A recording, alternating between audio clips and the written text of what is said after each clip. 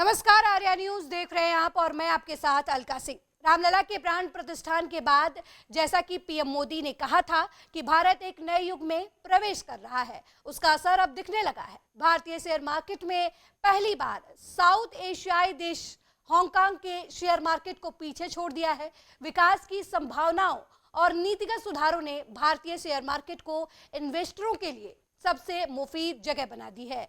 Bloomberg के आंकड़ों के मुताबिक भारतीय एक्सचेंजों पर लिस्टेड शेयरों का कुल वैल्यू मूल्य सोमवार को बंद होने तक 4.33 ट्रिलियन डॉलर तक पहुंच गया, जबकि हांगकांग के शेयर मार्केट की कुल वैल्यू 4.29 ट्रिलियन डॉलर रही। घरेलू स्टॉक मार्केट का शेयर मार्केट कैप 5 दिसंबर 2023 को पहली बार 4 ट्रिलियन डॉलर के पार पहुंच गया।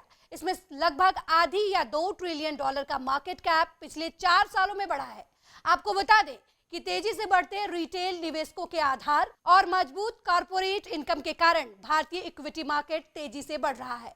अब ये साफ हो गया है कि भारत ने दुनिया के सबसे अधिक आबादी वाले देश चीन के विकल्प के रूप में खुद को स्थापित कर लिया है और साथ ही ग्लोबल निवेशकों और कंपनियों से नई कैपिटल को आकर्षित कर रहा है। इसका पूरा श्रेय मोदी सरकार की आर्थिक नीतियों को जाता है। देश में स्थिर राजनीतिक व्यवस्था और उपभोग संचालित अर्थव्यवस्था के चलते दुनिया प्रमुख देशों के बीच भारत की इकोनॉमी सबसे तेज बढ़त बनाए हुए है। एक तरफ जहां भारतीय शेयरों में लगातार तेजी आ रही है, तो वहीं दूसरी तरफ हांगकांग के स्टॉक मार्केट में ऐतिहासिक गिरावट देखी जा रही है। हांगकांग के शेयर बाजार में चीन की कुछ सबसे प्रभावशाली और इनोवेटिव कंपनियां लिस्टेड हैं। चीन के कोविड-19 को लेकर कड़े प्रतिबंध, कंपनियों पर रेगुलेटरी बॉडीज की कार्रवाई और संपत्ति क्षेत्र में संकट और पश्चिम के साथ भू राजनीतिक तनाव जैसे कारणों ने मिलकर दुनिया के विकास इंजन के रूप में चीन के रुतबे को खत्म कर दिया है। यही कारण है कि चीन और हांगकांग के शेयरों का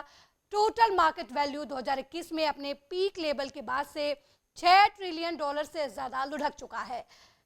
हांगकांग के शेयर बाजार में नई कंपनी की लिस्टिंग लगभग थम गई है। एशिया का फाइनेंशियल हब कहे जाने वाले हांगकांग मार्केट आईपीओ के लिए दुनिया के सबसे बिजी रहने वाले मार्केट में से एक के रूप में अपनी स्थिति को भी खो रहा है।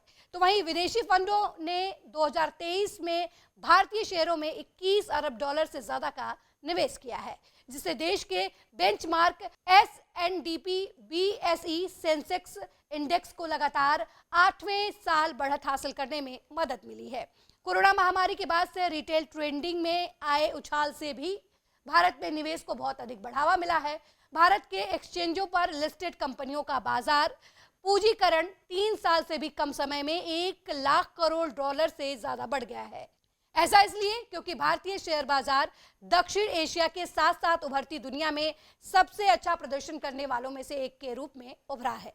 भारतीय शेयर मार्केट की इस उपलब्धि ने मोदी सरकार की आर्थिक नीतियों और देश में आर्थिक सुधार की कोशिशों पर मुहर लगा दी है, जिसका विरोध विपक्ष हमेशा करता रहा है और मोदी सरकार पर हमला बोलता रहा है। अब इसे रामलला का प्रभाव कहें या सटीक समय, लेकिन चुनाव से पहले मोदी सरकार की इस उपलब्धि की चर्चा तो होगी ही। और इस तरीके की खास और जानकारी से भरी वीडियो देखने के लिए देखते रहिए आर्या न्यूज। नमस्कार।